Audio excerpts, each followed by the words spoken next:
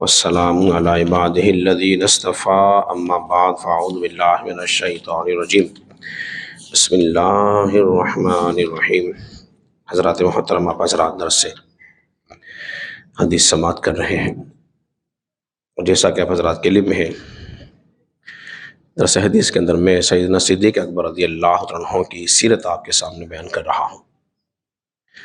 پورا ہفتہ ہی ہم نے آپ کی سیرت پر گفتگو کی ہے اور حضرات سماعت کر رہے ہیں۔ آپ کی سیرت کے حوالے سے آج ہمارا آخری درس، آپ کی سیرت کا ایک پہلو اور بھی ہے، وہ ہے خلافت کے بعد آپ کے عظیم کارنامے۔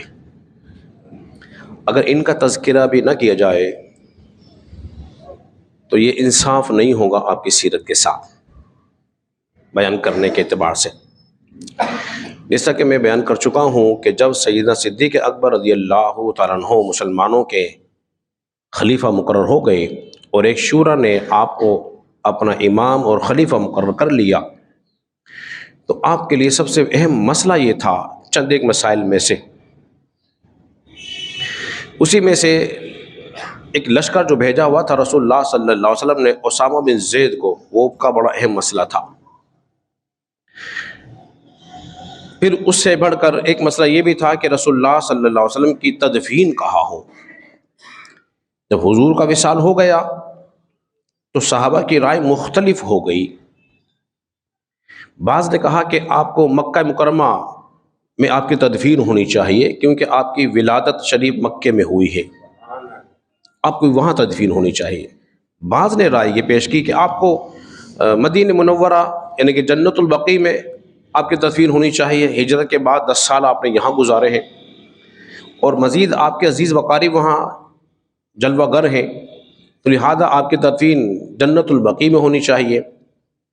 بعض صحابہ نے یہ کہا کہ آپ کو بیت المقدس لے جایا جائے، وہاں انبیاء کرام علیہ السلام کے مزارات ہیں، آپ کی قبر انور ہیں کثرت سے، تو لہذا آپ کی تدفین وہاں ہونی چاہیے۔ جب مختلف رائے ہو گئی تو سیدنا صدیق اکبر رضی اللہ تعالیٰ عنہ کھڑے ہوئے، آپ نے فرمایا میں نے رسول اللہ صلی اللہ علیہ وسلم کا ایک فرمان سنا ہے، ایک فرمان سنا ہے۔ فرمان کیا سنا ہے؟ کہ جس مقام پہ نبی کا وصال ہوتا ہے اس کا مزار وہیں بنتا ہے۔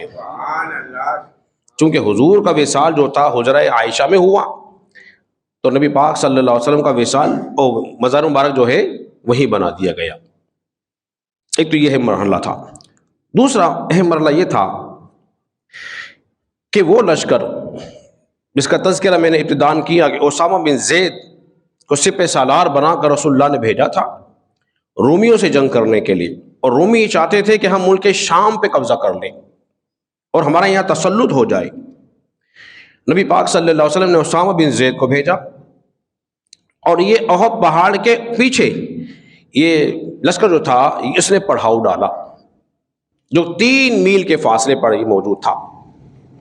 وہاں اطلاع ملی کہ رسول اللہ صلی اللہ علیہ وسلم علیل ہو گئے ہیں اور آپ کی حالت بڑی نازک ہے، ہو سکتا ہے کہ آپ کا وصال ہو جائے۔ وہ لشکر دوبارہ مدینے کی طرف آ گیا، اور یہاں ابو بکر صدیق رضی اللہ عنہ حضور کے وصال کے بعد خلیفہ مقرر ہو گئے۔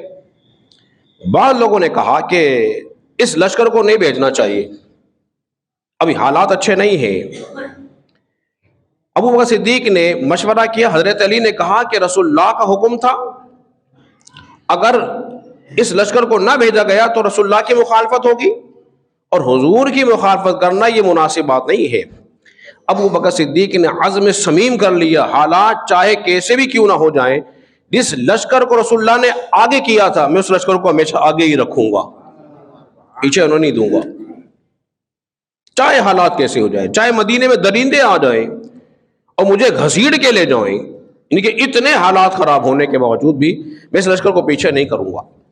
ایک اور تکلیف دہ مرحلہ تھا، وہ یہ تھا کہ عرب کے مختلف قبائل جو تھے وہ مرتد ہو گئے تھے، اسلام سے پھر گئے تھے۔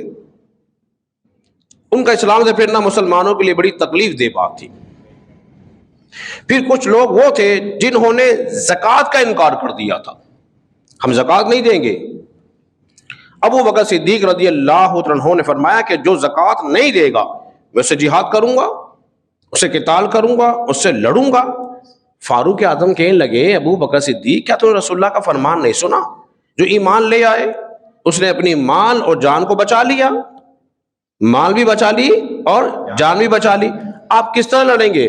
فرمایا جو رسول اللہ صلی اللہ علیہ وسلم کے ظاہری زمانے میں ایک بکری کا بچہ بھی زکوٰۃ کے بدلے میں دیتا تھا، اگر مجھے نہیں دے گا تو میں اس سے لڑوں گا، کیونکہ نماز و زکوٰۃ میں فرق کر رہے تھے، چونکہ نماز بھی فرض، زکوٰۃ بھی بولیے فرض، اور زکوٰۃ کا منکر جو ہے وہ کیا ہے بولیے؟ کافر ہے، اور نہ دینے والا جو ہے وہ گمراہ ہے، گنہگار ہے، اس کی شہادت قبول نہیں۔ تو جب ابو بکر صدیق رضی اللہ عنہ نے یہ عزم کر لیا، فاروق اعظم فرماتے ہیں میں نے دیکھا واقعی اللہ نے ابو بکر صدیق کے سینے کو کھول دیا ہے۔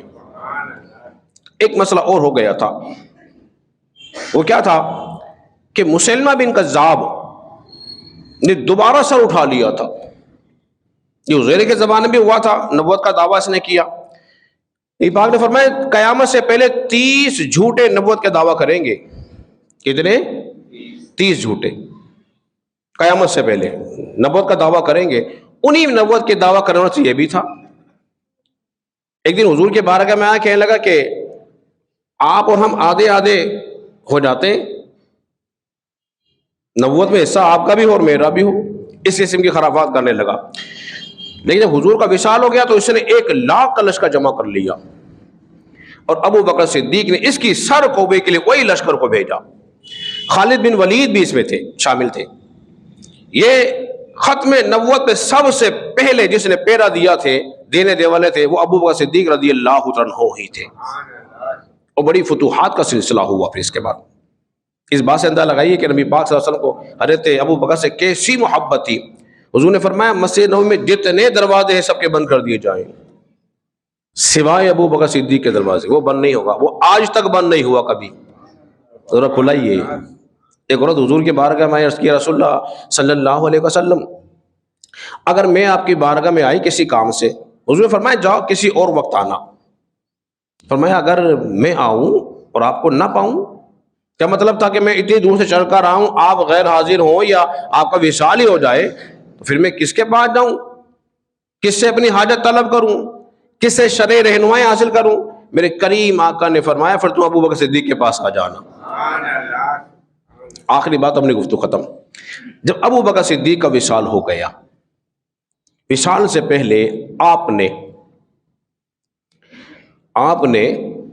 فرمایا دیکھو علی تم مجھے غسل دینا، میری نماز جنازہ پڑھانا، اور مجھے غسل دینے کے بعد نبی نماز جنازہ پڑھانے کے بعد روضہ رسول کے سامنے رکھ دینا، اور کہنا کہ رسول اللہ صلی اللہ علیہ وسلم آپ کا یار غار ابو بکر صدیق حاضر ہے۔ اگر دروازہ خود بخود کھل جائے تو مجھے رسول اللہ کے روضے کے اندر داخل کر دینا، تدفین کر دینا، اگر نہ کھلے تو جنت البقیع میں تدفین کر دینا۔ صحابہ کا عقیدہ دیکھیے کتنا خوبصورت، کتنا پیارا تھا۔ کسی نے یہ نہیں کہا ابو بکر تمہارا کیا دماغ خراب ہو گیا ہے، حضور کا وصال ہو چکا ہے، دروازہ کون کھولے گا، کیسے آواز آئے گی؟ جس طرح مرزا دہلوی نے انکار کیا، بعض لوگ جن کا عقیدہ خراب کہتے ہیں جی مر گئے تو مر کے مٹی مل گئے، معاذ اللہ ثم معاذ اللہ۔ حضرت علی نے ابو بکر صدیق کی وصیت پہ عمل کیا، آپ کو غسل دیا، نماز جنازہ پڑھائی، نماز جنازہ پڑھانے کے بعد آپ کو رکھ دیا گیا اور کہا یا رسول اللہ صلی اللہ علیہ وسلم آپ کا یار غار ابو بکر صدیق حاضر ہے۔ روزہ رسول سے آواز آتی ہے یار کو یار سے ملا دو، یار سے یار کو ملا دو۔ تو آج دیکھیے جو گنبد رسول اللہ کا ہے وہی گنبد ابو بکر صدیق کا ہے، جو گنبد فاروق جو رسول اللہ کا ہے وہی فاروق اعظم کا گنبد ہے۔ 70,000 فرشتے جب آتے ہیں رسول اللہ کی بارگاہ میں سلام عرض کرنے کے لیے تو ابو بکر عمر کو بھی سلام کرتے ہیں۔ یہ کیا مقام و مرتبہ اللہ تبارک و تعالیٰ نے کو عطا فرمایا تھا۔ حضرات محترم اس پورے شرح میں مختصر سا میں نے آپ کی سیرت کا ایک خاکہ پیش کیا ہے۔ اللہ رب العزت کی بارگاہ میں دعا ہے خالق کائنات ہم اس کو سمجھنے اور عمل پیرا ہونے کی